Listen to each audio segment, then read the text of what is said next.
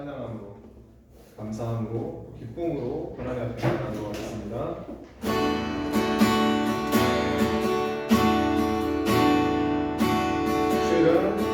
주는 영광이 있도다. 난 믿네.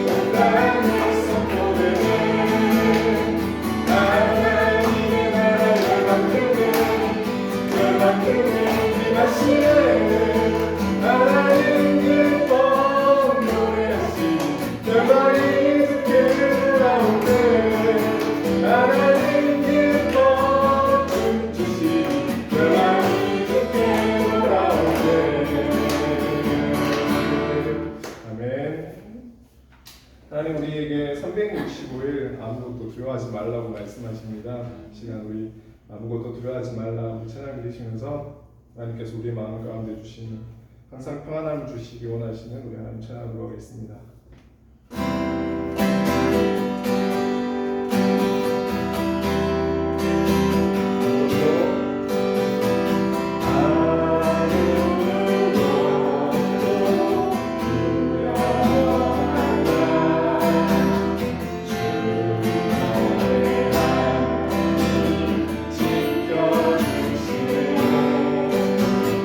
놀라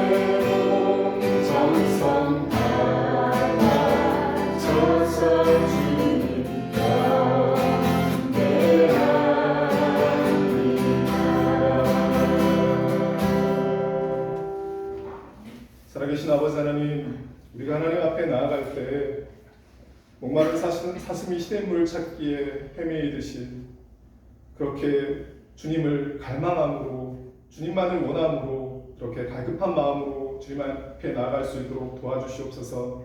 세상의 그 어떤 금은보화보다도 우리 주님께서 또 우리에게 만족을 주시고 또 우리에게 기쁨을 주시는 분이시라는 것을 믿음으로 또 주님 앞에 나아감으로 인해서 세상에 주지 못하는 또한 참 소망과 희락과 기쁨을 또 주님의 그 사랑으로 또 우리가 가득 채워져서 돌아가는 귀한 발걸음 될 수 있도록 도와주시옵소서. 성령께서 예배 가운데 참여하는 모든 사람들 심령 가운데 찾아가 주셔서 이 시간 하나님의 사랑을 알게 해주시고 또 하나님의 큰 은혜를 또 깨달아 알고 누리는 귀한 예배 시간 될 수 있도록 도와주시고 모든 예배 순서마다 하나님께서 또한 영광 받으시고 높임을 받으시옵소서. 살아계신 예수님의 이름으로 기도합니다. 아멘.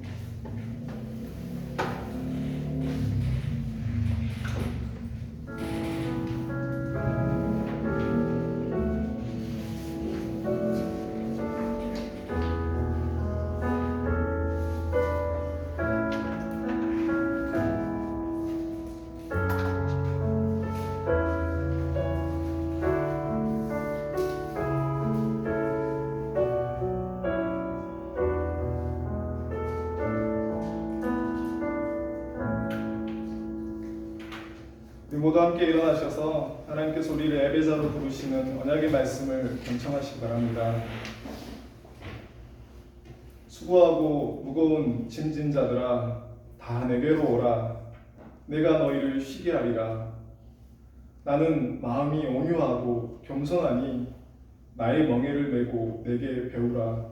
그리하면 너희 마음이 쉼을 얻으리니 이는 내 멍에는 쉽고 내 짐은 가벼움이라 하시니라. 하나님은 영이시니 예배하는 자가 영과 진리로 예배할지니라. 아멘. 하나님께서 우리를 예배자로 부르시는 그 말씀의 화답함으로 우리 찬송가 38장 예수 우리와 하며 함께 찬양합니다.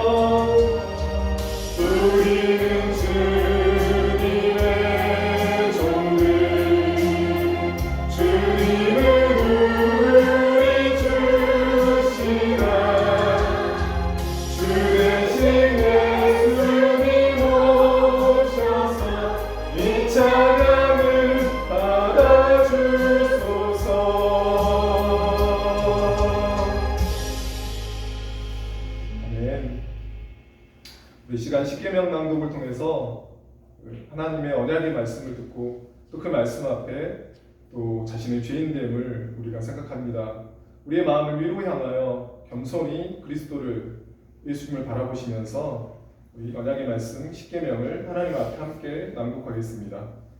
제1은 너는 나 외에는 다른 신들을 내게 두지 말라.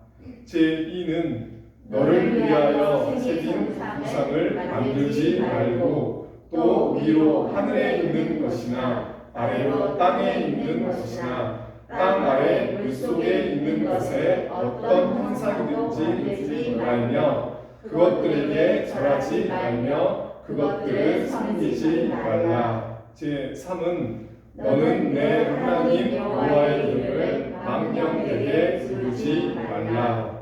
제4는 안식일을 기억하여 거룩하게 지키라. 제5는 내 부모를 공경하라. 제6은 살인하지 말라. 제7은 간음하지 말라. 제8은 도둑질하지 말라.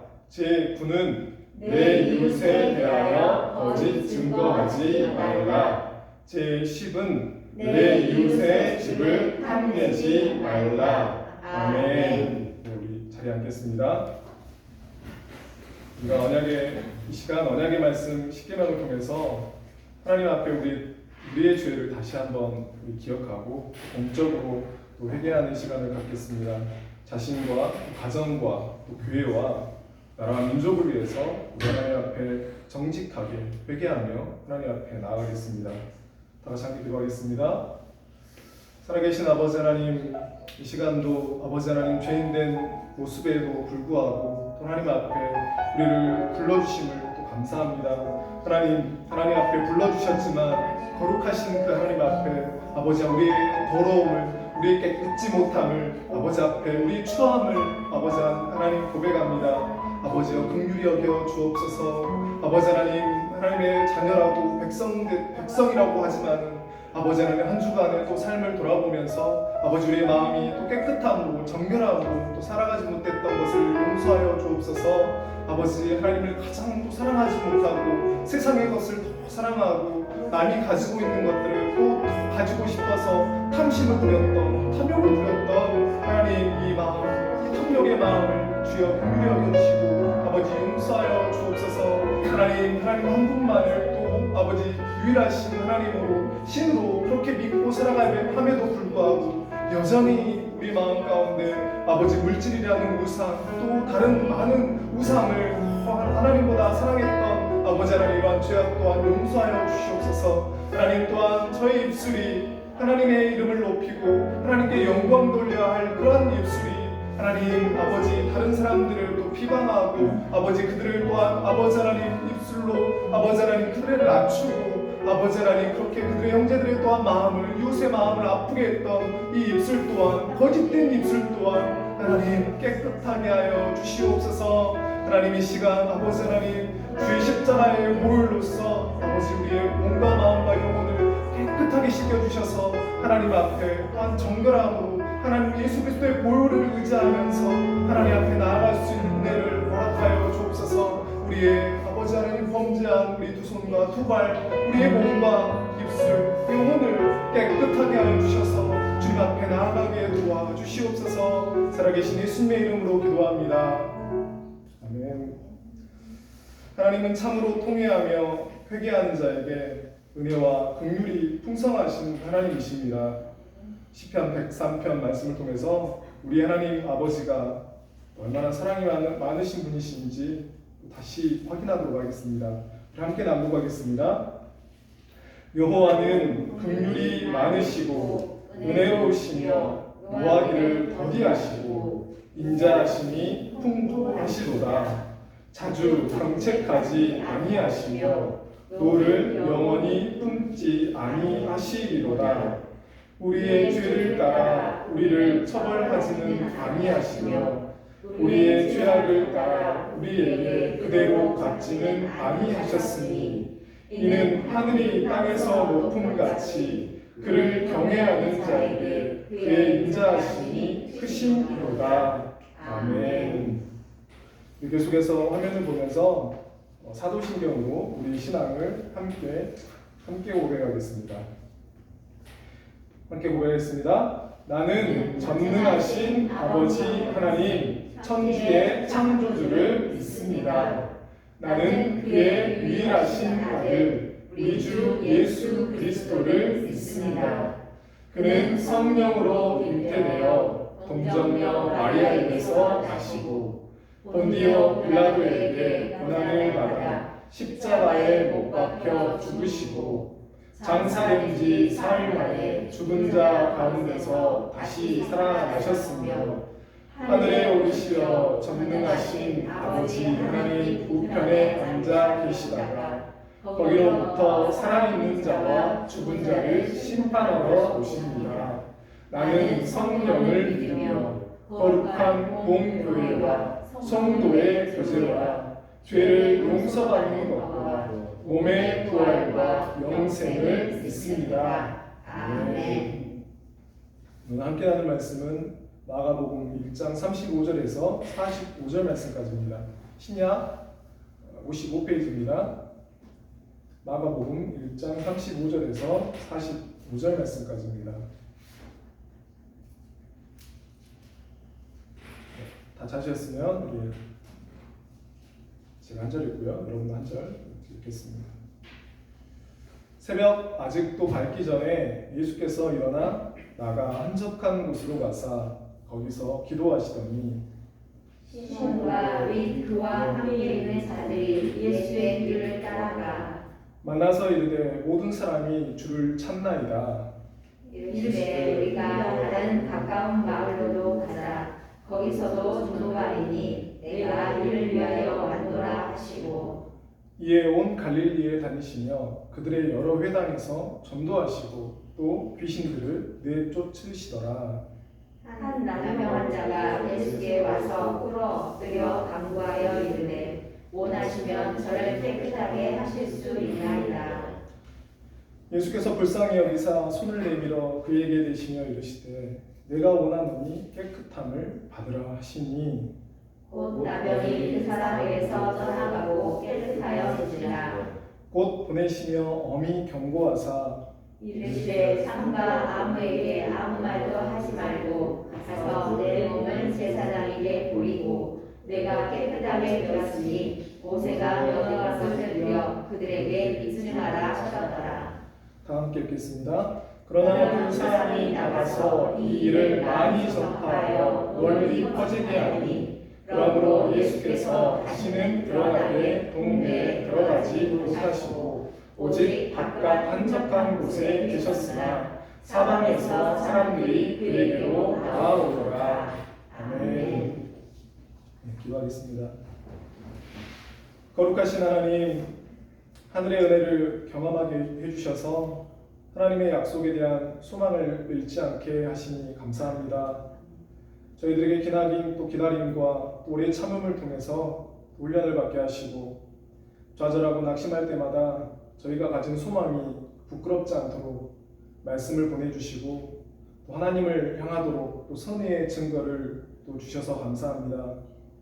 하나님께서는 성령의 임치심과 또 조명하심을 통해 그리스도를 아는 지식을 가지게 해주셨고 그리스도의 구속의 은혜가 영원부터 계획하신 하나님의 사랑이라는 것도 알도록 하셨습니다.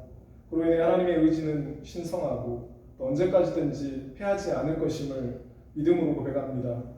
그러므로 저희가 경외함이 없는 섬김이나 또 예배가 있다면 깨닫게 하시고 우리의 마음을 말씀의 빛으로 살펴보아서 하나님과는 아무 소용이 없는 또 섬김이나 예배가 있다면 거짓된 것들을 버릴 수 있도록 하시고 무엇보다 저희 양심이 선하고 청결하게 되어서 하나님을 향한 사랑이 가득한 예배와 섬김이 되게 해주시고 저희의 삶도 거룩한 하나님을 의식하는 삶이 될 수 있도록 도와주시옵소서.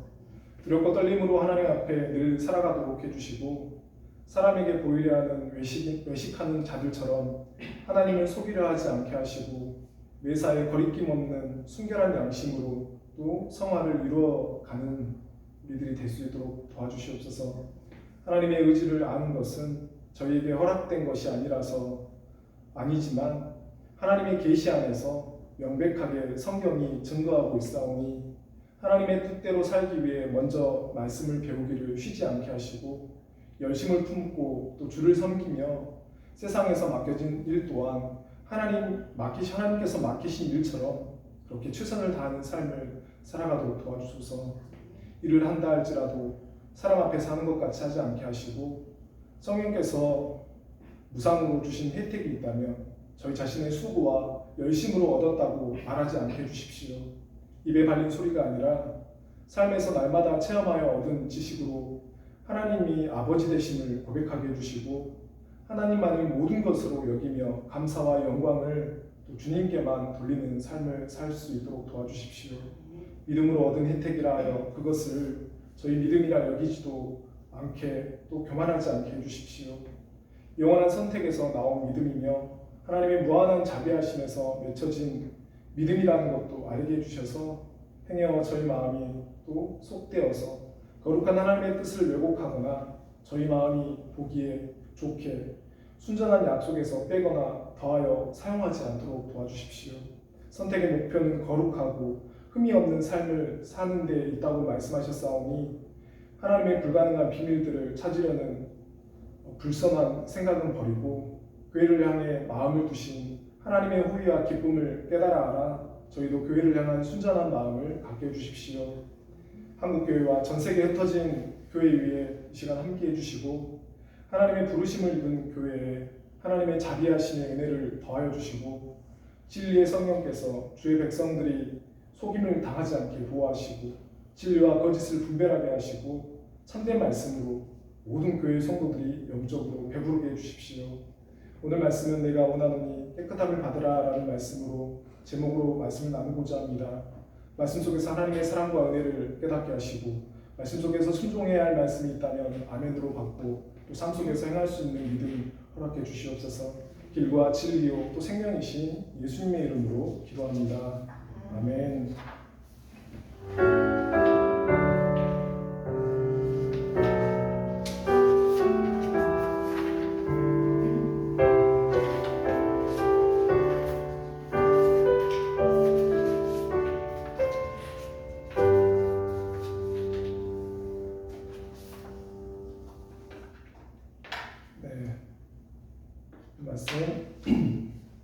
말씀 전하시기 전에 함께 인사하고 말씀을 하겠습니다. 앞뒤 좌우로 사랑하고 축복합니다라고 인사드리겠습니다. 사랑하고 축복합니다. 감사합니다. 내가 원하노니 깨끗함을 받으라 라는 말씀, 이 제목으로 함께 말씀 나누겠습니다. 예수님께서는 하나님 나라가 이 땅 가운데 온전히 이루어지도록 하기 위한 본격적인 그 시작으로 회당에서 말씀을 가르치는 일을 사역을 하셨습니다. 안식일날 회당에서 권위 있는 말씀으로 가르치시고 또 귀신 들린 사람에게서 또 귀신을 내쫓는 또 사역을 하셨습니다. 또 이 사역을 마치고 베드로의 장모의 집에 갔을 때 또 장모가 열병을 앓고 있는 것을 보시고 손을 잡아 일으키시며 병을 고쳐주셨습니다. 이러한 일로 인해서 예수님에 대한 이 소문이 갈릴리 온 동네에 퍼지게 되었습니다. 그래서 수많은 병든 자, 또 귀신 들린 자가 예수님 계신 곳으로 찾아와서 병을 고침받고 또 귀신으로부터 자유케 되는 일이 일어났습니다. 수많은 병자와 또 많은 귀신을 쫓아내주시는 그 일은 꽤 오랜 시간이 걸렸을 것입니다. 한 사람 한 사람 병을 고쳐주시고 또 귀신을 쫓아내주시는 일이 또 끝났을 때는 한밤중이었을지 새벽이 되었을지 모르지만 한 가지 분명한 사실은 예수님은 참으로 또 피곤하시고 또 고단하셨을 것입니다. 그렇게 안식일을 바쁘게 고단하게 보내시고 다음날 잠을 푹 주무시고 또 일어날 법도 한데 새벽을 깨우시는 그 모습을 봅니다. 35절 말씀입니다. 새벽 아직도 밝기 전에 예수께서 일어나 나가 한적한 곳으로 가사 거기서 기도하시더니 새벽 아직도 밝기 전에 동이 트기 전에 예수님께서 일어나 나가서 한적한 곳으로 가셔서 무엇을 하셨냐면 기도하셨습니다. 새벽을 깨운다는 것 여러분 굉장히 쉽지 않다는 것 여러분 아실 것입니다. 전날 저녁을 편히 쉬고 일찍 잠에 들었다면 또 새벽을 깨우기가 수월하겠지만 늦은 시간까지 수많은 사람을 만나고 또 일을 하고 새벽을 깨우는 것은 누구나 어려울 것입니다. 어쩌면 예수님께서는 하나님이시니까 늦은 밤까지 일하고 새벽을 깨우는 것은 쉽지 않겠느냐라고 생각을 하실 수 있겠지만, 여러분, 예수님께서는 우리와 동일한 사람의 육체를 입고 이 땅에서 살아가셨습니다. 공생애를 시작하시기 전에 광야에서 40일 동안 금식하시면서 굶주림으로 죽을 정도로 배고파 보셨고요. 사랑하는 나사로의 죽음을 보고 눈물을 흘리시며 마음을 아파하셨고, 또 수가성의 우물가의 여인에게 목이 마르다고 물을 달라고도 하셨습니다. 이렇듯 예수님께서는 우리와 동일한 사람이셨습니다. 그러나 예수님께서는 분명 또 하나님과 동일한 본질을 가지고 계시는, 신성을 가지고 계신 하나님이셨습니다. 그러한 분이 새벽을 깨우며 가장 먼저 하시는 일이 기도하셨다는 것입니다. 지금 예수님께서는 하나님 나라의 회복을 위해서 말씀을 가르치시고 치유사역을 하심으로 많은 사람이 예수님께 몰려왔습니다. 사역이 성공적으로 전개가 되고 있는 것입니다. 그렇다면 우리 말에도 여러분, 물 들어올 때 노를 져야 한다는 그런 말이 있는 것처럼 예수님께서는 더 많은 사람들에게 자신을 나타내고 능력을 행하시는 것이 사역의 성공에 도움이 됩니다. 연예인들이 가장 두려워하고 힘들어하는 것이 바로 잊혀지는 것이라고 합니다. 잠깐 잘 나간다고 해서 자기 자리를 비우면 금방이면 연예인들은 잊혀지고 다른 사람이 그 자리를 채우게 돼서 어떻게든지 계속 활동을 합니다. 예수님도 이제 막 사역의 성공 과도로 달리게 되는데, 자리를 비우고 기도한다는 것은 인간적인 생각에서 보자면 그리 유익한 시간은 아닙니다. 어떻게 해서든지 스케줄을 짜서 더 많은 지역에 더 많은 사람들이 있는 곳에 가서 사역을 하시는 것이 그 사역의 성공의 지름길이 됩니다. 그런데 예수님은 한적한 곳, 광야와 같은 곳으로 가서 하나님께 기도하시러 갑니다. 여러분, 그러나 사실 예수님께서는 기도가 필요가 없으신 분이십니다. 여러분, 예수님은 전능하신 하나님이십니다. 기도는 누가 필요하냐면 능력의 한계가 있는 연약한 바로 우리에게 기도가 필요합니다. 우리가 기도하는 이유는 우리의 힘으로는 감당할 수 없는 그런 어려운 일들을 만날 때나 또 우리가 꼭 이루어졌으면 하는 소원이 있을 때 우리는 하나님께 기도합니다.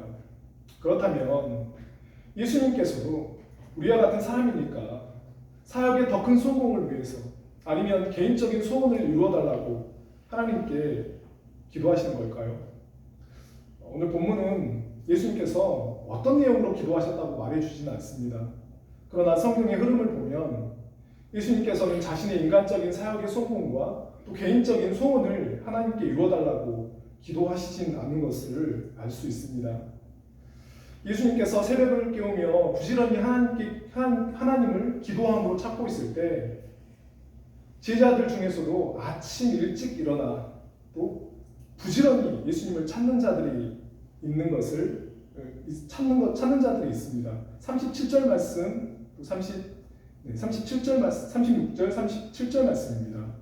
시몬과 및 그와 함께 있는 자들이 예수의 뒤를 따라가 만나서 이르되 모든 사람이 주를 찾나이다. 시몬과 그와 함께 있는 자들이 예수님의 뒤를 따라가서 모든 사람이 주를 찾는다라고 말씀을 드립니다. 모든 사람들이 예수님을 찾는 이유가 무엇이냐면 오늘 본문에서 나오지 않지만 동일 본문인 누가복음 4장 42절이 이렇게 말씀합니다.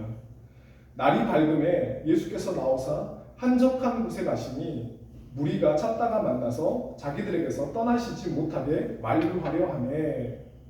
예수님께서 기도하시자 무리가 찾다가 만나서 자기들에게서 떠나시지 못하게 만류했다라고 말씀합니다.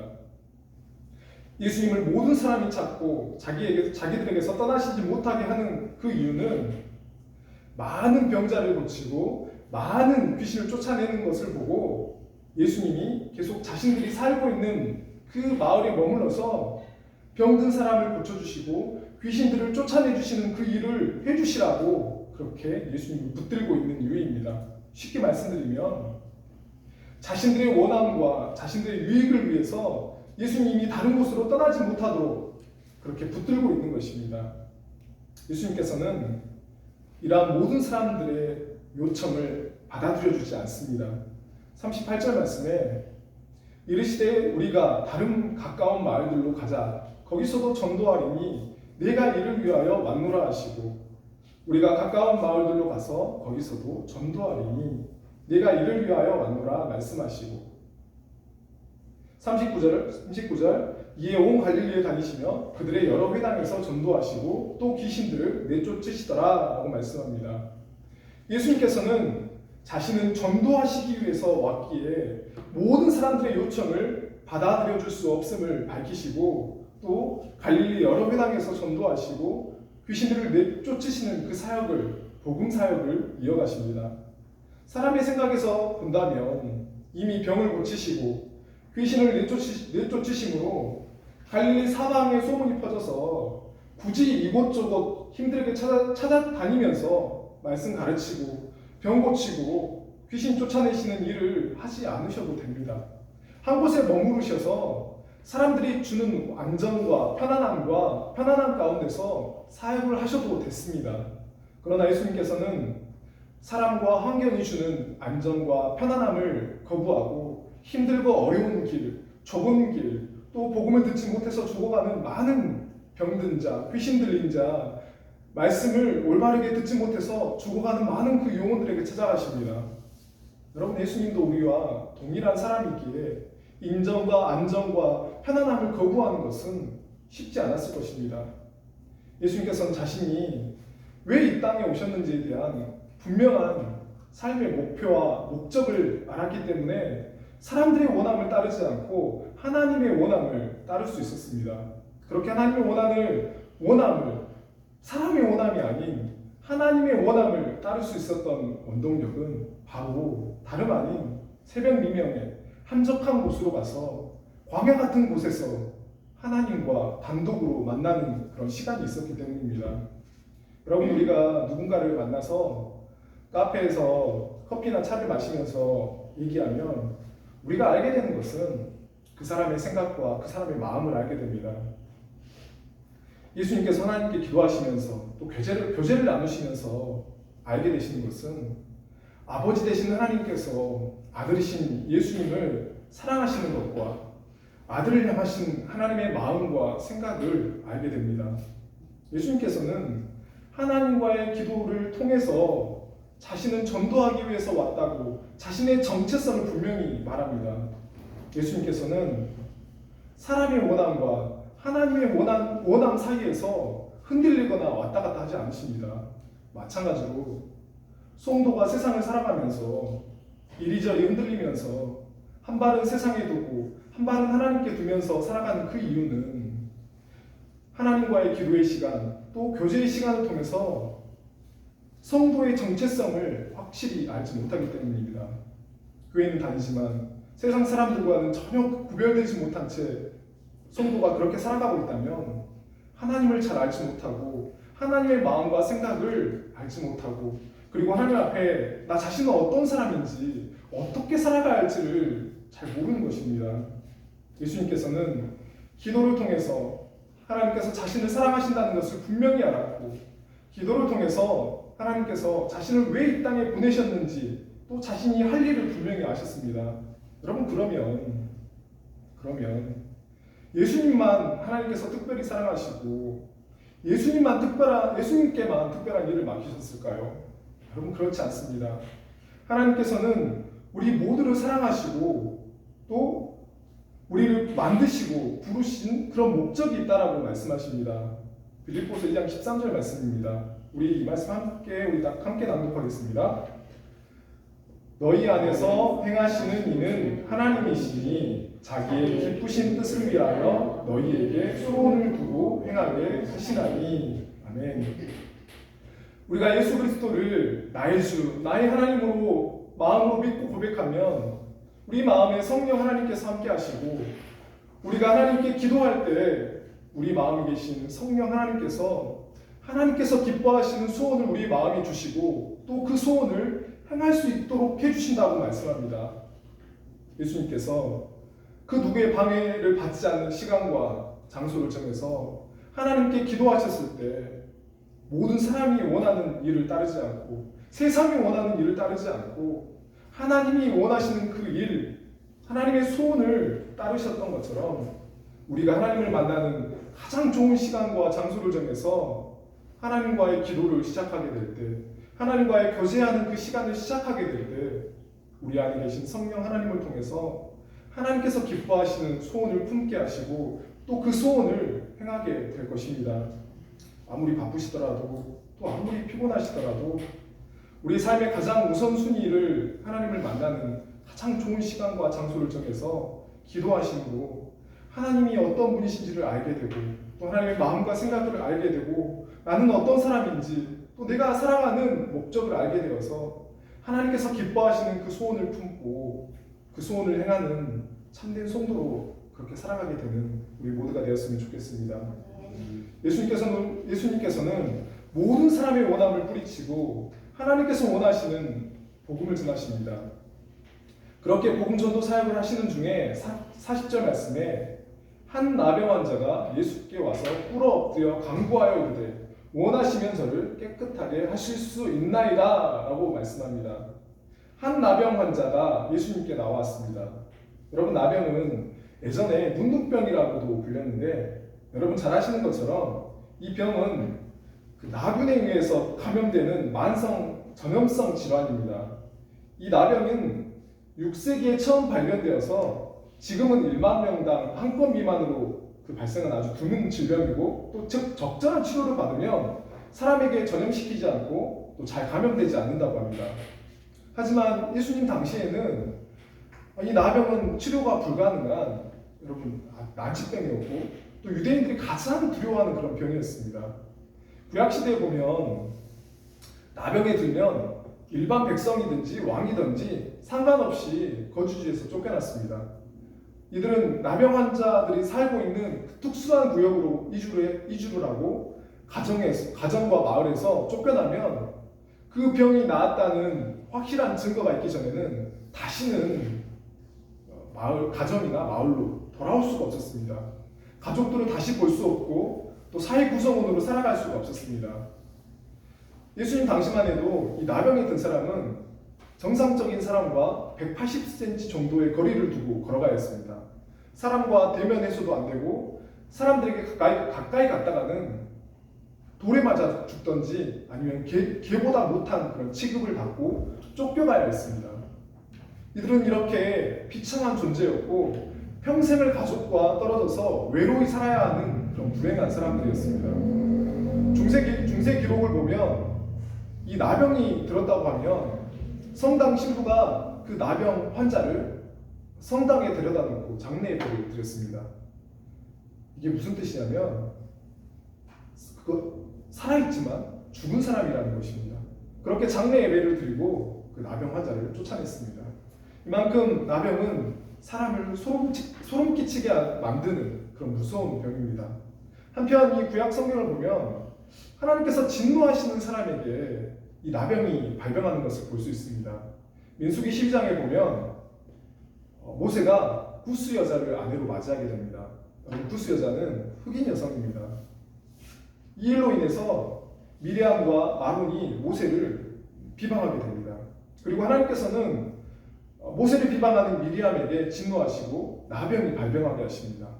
또 열왕기하 5장을 보면 엘리사의 종이었던 이 게하시가 물질에 탐심을 부렸을 때 몸에 또 나병이 발병하게 됩니다.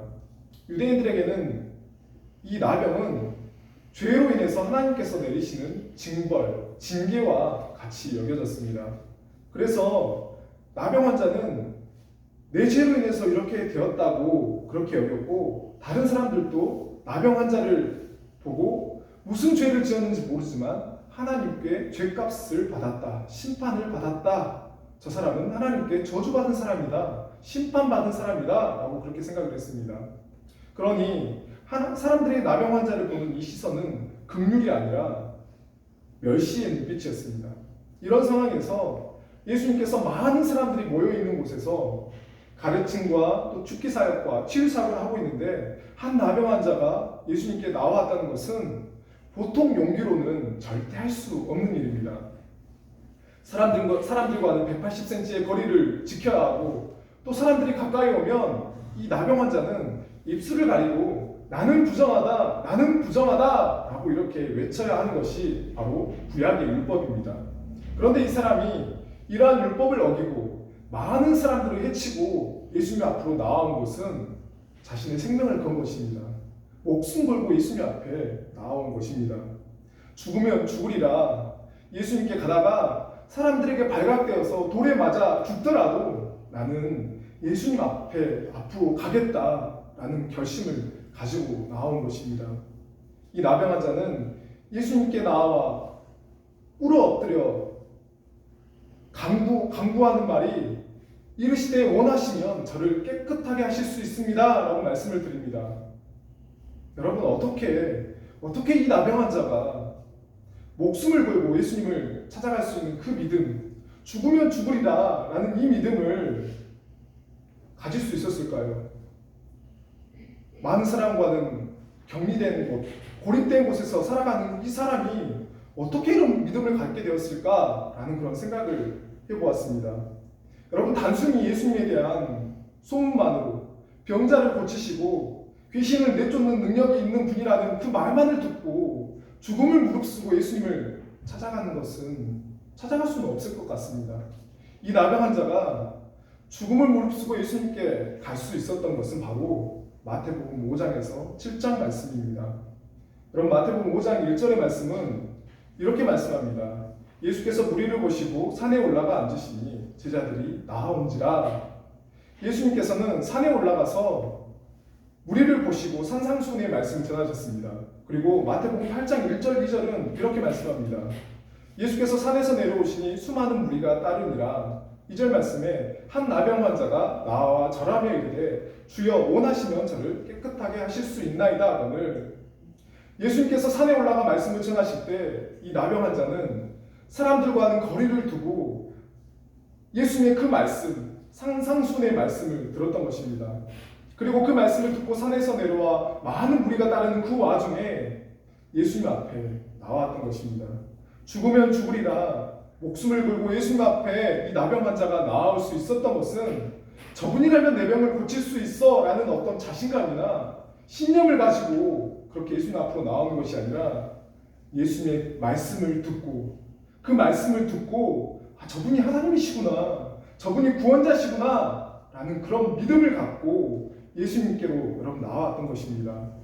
여러분, 히브리서 4장 12절은 이렇게 말씀합니다. 하나님의 말씀은 살았고 운동력이 있어 좌우의 날선 어떤 검보다도 예리하여 홍과 연과 및 관절과 골수를 찔러 쪼개기까지 하며 또 마음의 생각과 뜻을 감찰하더니. 하나님의 말씀은 살았고 여러분 운동력이 있습니다.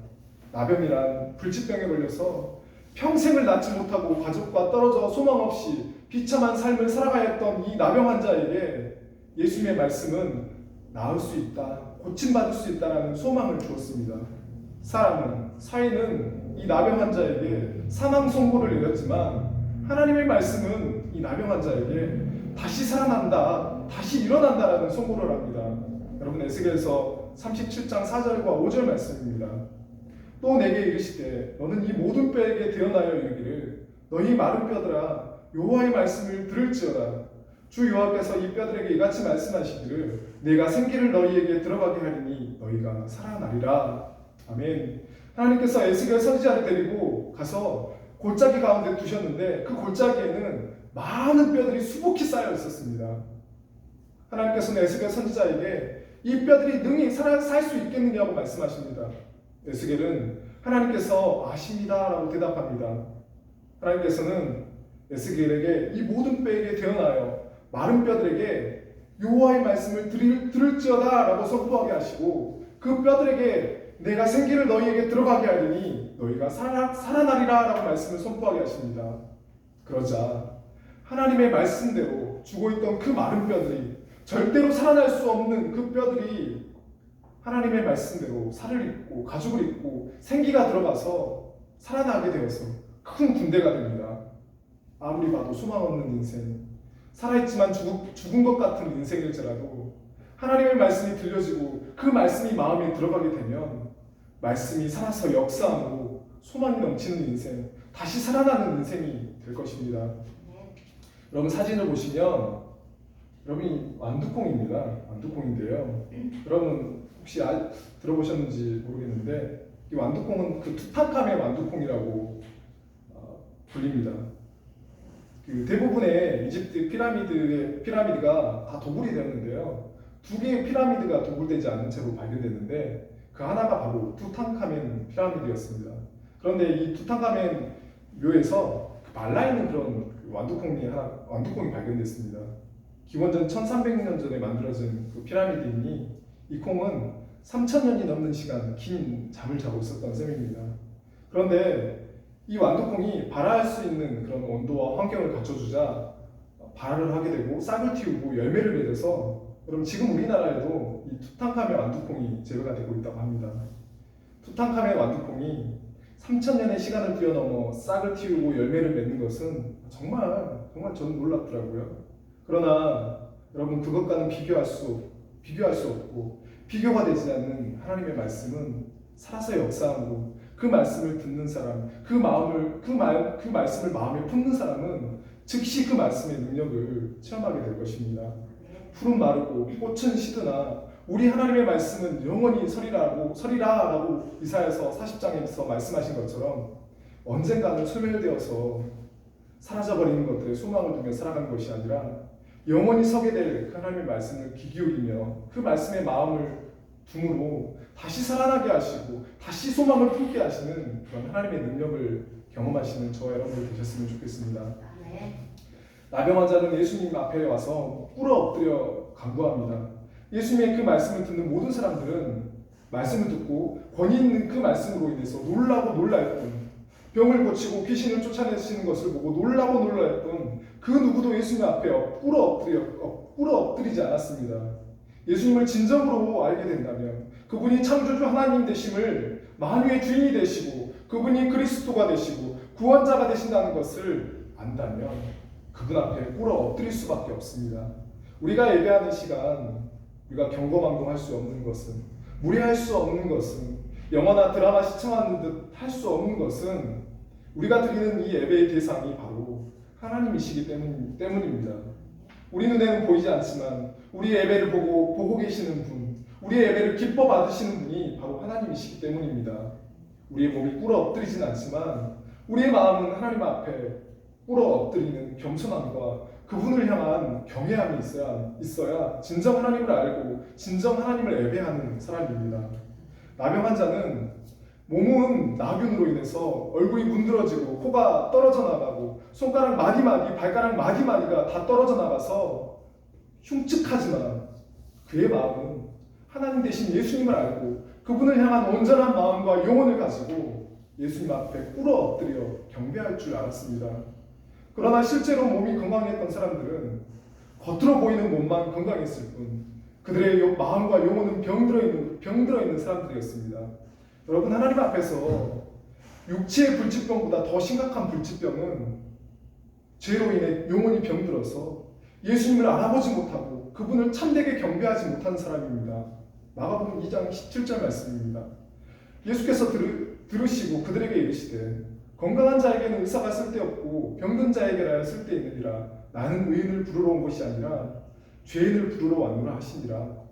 예수님께서 원하시는 사람은 내 귀에 듣기 좋은 말씀을 듣고 새롭다, 놀랍다 라고 반응하는 사람이 아닌 어떠한 기적이나 일적을 보고 세상에 이런 일이 라며 놀라는 사람이 아니라 예수님의 말씀을 듣고 이적과 기사를 보고 예수님이 하나님이심을 알고 자신의 죄인됨을 깨닫고 겸손히 그분의 사랑과 긍휼을 의지하며 경배하는 사람을 원하십니다. 하나님 앞에서 먼저 의인됨을 앞세우는 것이 아니라 죄인됨을 고백하고 회개하며 꿇어 엎드릴 줄 아는 사람이 하나님 앞에 의인으로 인정받는다는 것을 기억하셨으면 좋겠습니다. 나병 환자는 예수님께 간구합니다. 한 번의 요청이 아닌 계속해서 간청하는 것입니다. 그의 간구는 어떤 내용일까요? 예수님은 전능하신 하나님이십니다. 당연히 하나님께서 저주하신 불치병, 나병을 낫게 해달라는 그런 간구가 아닐까요? 그런데 40절 말씀에 이르되 원하시면 저를 깨끗하게 하실 수 있나이다 라고 말씀합니다. 무슨 말일까요? 현대인의 성경 번역이 우리에게 가장 그 뜻을 잘 알려주는 것 같습니다. 한 문둥병자가 예수님께 와서 무릎을 꿇고 주님께서 원하시면 저를 깨끗이 고치실 수 있습니다 하였다. 주님께서 원하시면 저를 깨끗이 고치실 수 있습니다. 나병 환자의 간구의 내용은 우리가 예상한 제 병을 낫게 해주십시오가 아닌 주님의 뜻이라면 저를 깨끗이 고칠 수 있다는 것입니다. 이것은 달리 말하면 주님의 뜻이 아니라면 고쳐주시지 않을 것입니다 라는 말도 됩니다. 자신의 병에 대해서 자신의 원함을 주장하는 것이 아닌 주님께 병을 어떻게 하시든지 주님 뜻대로 해달라고 맡기는 것입니다. 방금 예수님께서 새벽에 하나님께 기도하고 있을 때 제자들과 그리고 함께한 사람들, 모든 사람들은 주님의 뜻을 물어보지도 않고 모든 사람들이 찾는다며 다른 곳으로 가지 못하도록 주님을 붙들었습니다. 여러분 참 대조적이지 않나요? 어쩜 이렇게 정반대의 모습을 보일 수 있을까요? 여러분 우리는 어느 쪽일까요? 하나님 대신 예수님의 뜻은 안중에도 없고 나의 원함만을 이루어달라고 막무가내로 요구하는 그런 모습이 아닐까요? 수많은 기도의 제목을 적어놓고 내 입을 넓게 열라 내가 채우리라 구하라 그리하면 주실 것이요 너는 내게 부르짖으라 내가 내게 응답하겠고 이러한 수많은 기도 응답의 말씀을 붙들고 주님의 뜻은 묻지 않고 다 이루어 주시기만을 요구하는 다른 사람이 아니라 바로 저의 모습을 봅니다. 여러분 하지만 하나님 참 좋으신 분이신 게 뭐냐면 하나님이 우리에게 아버지가 되시는 분이 맞는 게 뭐냐면 우리가 달라고 뗐으면 하나님 우리에게 주시는 분이십니다. 가나안 땅에 정착을 한 이스라엘 민족이 다른 민족들이 왕을 세우고 강한 왕의 리더십으로 강력한 나라를 만들어가는 것을 보면서 사무엘에게 왕을 요구합니다. 그런데 여러분 이스라엘의 왕, 민족에게 왕이 누구냐면 바로 하나님의 왕이십니다. 하나님보다 더 좋은 왕, 더 강한 왕, 지혜로운 왕은 없음에도 인간 왕을 구하는데 하나님께서 그들의 잘못된 요구를, 그릇된 요구를 알면서도 계속 요구하니까 어쩔 수 없이 들어주십니다. 우리가 주님의 뜻을 묻지 않은 채 달라고만 하는 요구를 들어주시는 것은 하나님이 우리의 아버지가 되셔서 알지만 어쩔 수가 없어서 들어주시는 기도가 참 많다는 것을 알게 됩니다. 어찌 보면 이 나병 환자는 주님의 뜻을 묻지 않고 제 병을 고쳐달라고 해도 누가 뭐라고 할 수 없는 그런 상황입니다. 그런데 이 나병 환자는 자신의 병을 고치고 안 고치고는 주님께 그것을 또한 맡기고 여러분 처음부터 이 사람은 자신의 생명을 예수님께 맡기고 갔습니다. 고쳐주시지 않으면 가다가 돌에 맞아 죽을 수도 있고요. 또 고쳐주시지 않아도 사람들에게 돌에 맞아 죽습니다. 죽어도 주님 뜻이니 괜찮다는 것입니다. 진정으로 예수님을 하나님으로 알고 구원자이심을 믿고 그분 앞에 나아가는 사람은 주님이 생명의 주인 되심을 인정하고 자신의 생명까지도 온전히 맡기는 사람입니다. 그렇게 자신의 병과 생명까지도 주님 뜻대로 해달라고 간구했을 때 41절 말씀에 예수께서 불쌍히 여기사 손을 내밀어 그에게 대심을 이르시되 내가 원하노니 깨끗함을 받으라 하시니 예수님께서 그를 불쌍히 여기시고 손을 내밀어 그에게 대시고 내가 원하노니 깨끗함을 받으라고 말씀하십니다. 베드로의 장모가 열병으로 알아 누워있을 때도 가까이 가서 손을 잡고 일으키심으로 열병이 즉시 떠나갔습니다. 그런데 여기서 예수님께서 나병 환자에게 손을 내밀어 그에게 대시는 것은 하나님의 말씀을 율법을 어기는 행위입니다. 나병 환자도 나병 환자에 관한 율법을 어기는 것이고 예수님께서도 율법을 어기시는 것입니다. 나병 환자의 몸에 접촉된 사람은 나병 환자가 부정함으로 그 사람의 몸을 만지는 사람도 부정해집니다. 예수님께서 율법을 모르셔서 율법을 어기는 행동을 하시는 걸까요? 율법대로라면 나병 환자는 돌에 맞아 죽어야 하고 율법대로라면 예수님은 부정해집니다. 그러나 나병 환자는 율법대로 죽지 않았고 예수님은 율법대로 부정해지지 않았습니다. 예수님께서 나병 환자를 깨끗게 하심으로 율법을 어기지 않으시고 율법을 완전케 하셨습니다. 예수님께서는 자신이 율법을 어기거나 폐하러 오신 것이 아니라 율법을 완전케 하시기 위해서 오셨다고 말씀합니다. 율법을 완전케 하신다는 것은 율법이 정말 하고자 하는 일을 한다는 것입니다. 율법은 우리의 죄를 하나님께 고발하는 역할을 합니다. 더 나아가 율법은 자신의 힘으로는 내가 가진 죄를 깨끗이 할 수 없기에 하나님께로 나아가게 하는 그 역할을 합니다. 그리고 마침내는 율법이 할 수 없는 죄를 깨끗이 할 수 있는 그 역할을 예수님께서 하심으로 인해서 율법을 완전케 하신다는 것입니다. 예수님께서 원하시면 저를 깨끗게 하실 수 있다는 것은 나의 죄로 인해서 나병이라는 이 하나님의 저주를 받았으니 주님께서 원하시면 저의 죄를 깨끗게 하실 수 있다는 것입니다. 예수님께서는 내가 원하노니 깨끗함을 받으라고 말씀하십니다. 나병 환자는 자신의 병이 죄로 인해 발생한 것임을 알았습니다. 자신의 병이 죄로 인한 것이라면 죄를 깨끗이 용서받는다면 자신의 병도 깨끗이 고침받을 수 있다는 그런 확신을 가졌던 것입니다. 여러분, 이 나병 환자에게 이 나병으로 인한 괴로움도 크지만 이 나병은 자신의 죄로 인해서 하나님께 저주를 받은 병이라는 것입니다. 자신은 하나님의 사랑을 받지 못하는 자, 하나님께 버림받은 자라는 것이 또한 이 나병 환자에게는 가장 큰 괴로움이었던 것입니다. 예수님께서 내가 원한다는 것은 곧 내가 널 사랑한다는 것입니다. 곧 너는 나의 자녀이며 백성이라는 것입니다. 예수님 앞에 나아오는 자는 그가 어떤 사람이든지, 그가 과거에 어떤 큰 죄를 지었던지, 얼마나 추하고 얼마나 더럽고 얼마나 부정하고 얼마나 부패하고 얼마나 부도덕하고 얼마나 거짓되었던지 간에 빛 대신 주님 앞에, 또 거룩하신 예수님 앞에 나아오면 우리의 모든 어둠은 주님의 빛으로 변하게 되고 우리의 죄악은 예수님의 거룩함으로 변하게 되는 그 은혜 가운데 거하게 되는 것입니다.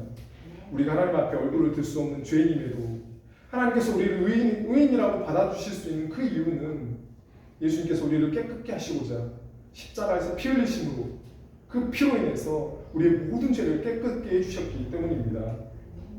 하나님께서는 우리의 죄를 보지 않으시고 십자가에 예수님의 피를 보심으로 우리를 깨끗하다고 받아주시는 것입니다. 우리가 하나님 앞에 지난날 많은 죄악을 범했음에도 뻔뻔하게 하나님 앞에 나아갈 수 있는 것은 예수님의 거룩함으로 인해 우리가 거룩한 존재가 되었기 때문입니다. 예수님은 우리의 모든 더러움을 깨끗게 하시는 분이십니다. 예수님은 우리의 모든 어둠을 빛으로 환하게 밝혀주시는 분이십니다. 예수님은 우리의 마음과 영혼을 구원하시고 또 치유해 주시기를 원하시는 분이십니다. 예수님께서는 우리의 삶이 온전히 회복되어서 건강하고 행복한 삶을 살아가기를 누구보다 원하시는 분이십니다. 말씀 마무리하겠습니다. 예수님께서는 나병을 치유해 주시고 이 나병 환자가 가정으로 사회로 돌아가서 건강하고 행복한 삶을 살아갈 수 있도록 자신이 병이 나았다는 것을 제사장에게 보이고 자신이 예수님께 치유받았다는 것에 대해서 말하지 말라고 명령하십니다. 본인의 삶을 생각해 본다면 나병을 고침받은 이 사람을 여기저기 데리고 다니면서 간증을 시켰다면 예수님의 사역이 더 힘을 얻게 되고 수월해졌을 텐데 그렇게 하지 않으십니다. 나병 환자가 가정으로, 사회로, 가족의 품으로 돌아가서 또 사회로 돌아갈 수 있도록 여러분 배려해 주시는 것을 봅니다. 여러분, 이렇게 사랑과 긍휼이 많으신 예수님께 또 나에게 가장 좋은 것이 무엇인지 아시고 가장 좋은 길로 인도해 주시는 여러분 그 예수님께서 우리를 만나기를 여러분 기다리고 계시고 원하십니다. 여러분, 예수님께 날마다 시간과 장소를 정해서 나아가서 예수님의 깨끗게 해주시는 그 손길을, 또 치유해 주시는 그 손길, 또 온전케 해주시고 회복시켜 주시는 그 사랑의 손길을 또 경험하며 살아가는 그런 복된 한 주가 되셨으면 좋겠습니다. 기도하겠습니다. 살아계신 아버지 하나님, 우리가 주님 앞에 나아갈 수 있는 주님 은혜를 허락해 주십시오. 우리의 힘과 지혜나 우리의 신념이나 자기 확신을 가지고는 우리가 주님 앞에 나아갈 수 없습니다. 주님, 우리에게 말씀을 깨닫는 은혜를, 말씀 앞에 가까이 나아갈 수 있는 은혜를, 말씀을 우리 마음 가운데 품을 수 있는 은혜를 허락해 주시옵소서.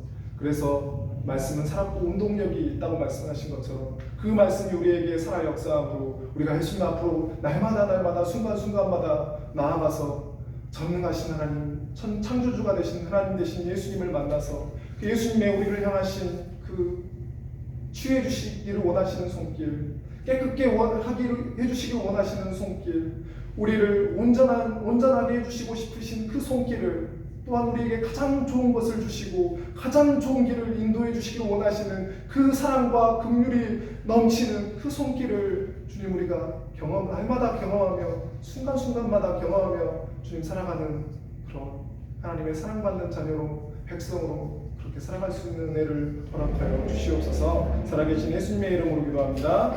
아멘. 여기 찬송가 569장입니다. 찬송가 569장.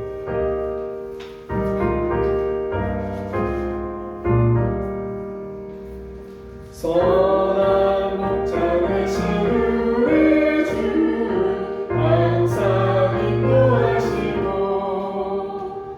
푸른 물과 좋은 곳에서 우리 먹여주소서. 선한 목자 그새 주여 항상 인도하소서.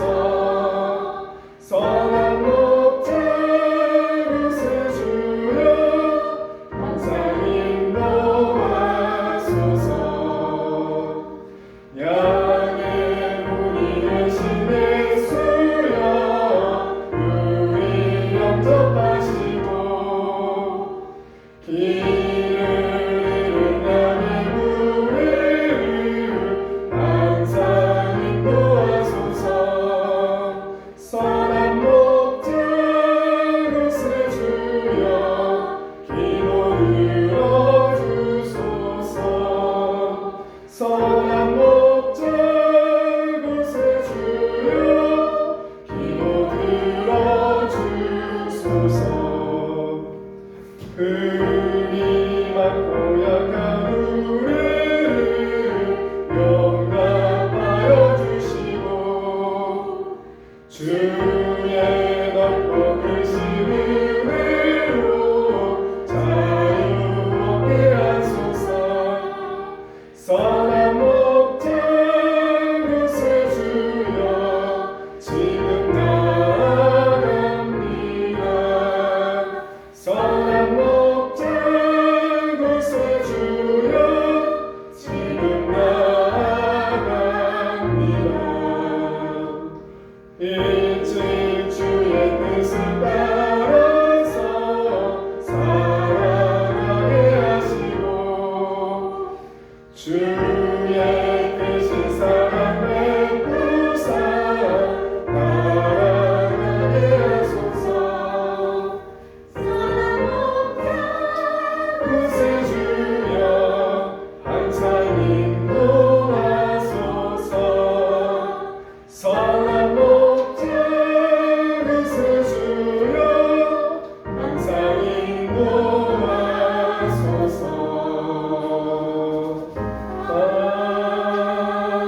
아멘. 여기 교회 소식 보겠습니다. 네, 오늘 예수 부문교회 또 예배에 함께 해주신 여러분들 주님의 이름으로 또 환영하고 축복합니다. 이번 주일은 어린이 주일로 지킵니다.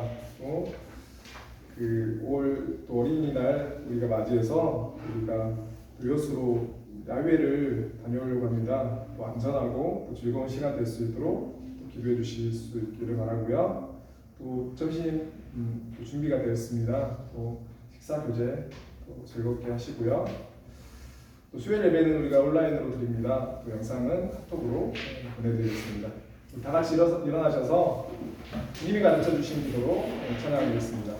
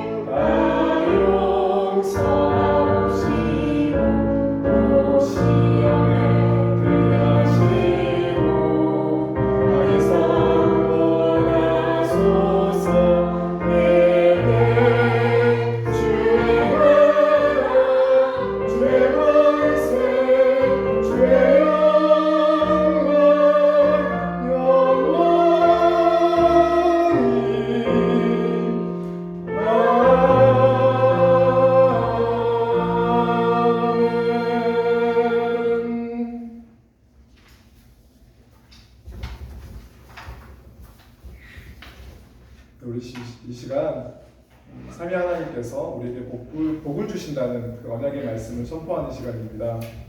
삼위 하나님의 이름으로 성부, 성자, 성령 하나님의 이름으로 또 우리 가슴에 한 손은 자기 가슴에 손을 얹고요. 또 한 손은 또 서로를 향해서 하나님께서 주시는 우리 복을 나 자신에게 또 우리 또 함께 예배한 모든 사람들에게 함께 선포하겠습니다.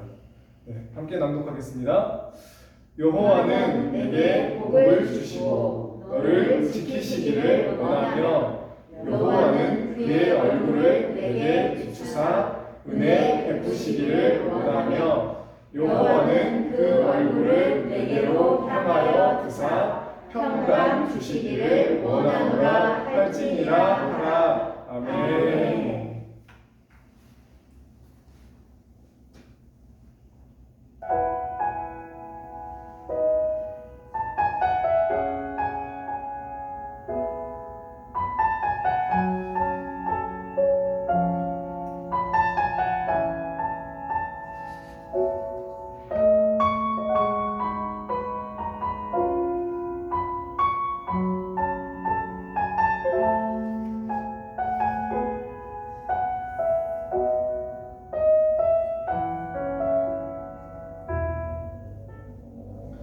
네, 감사합니다. 내려가셔서 준비된 또 식사, 커피, 음료 마시고요. 교제하는 시간을 갖도록 하겠습니다.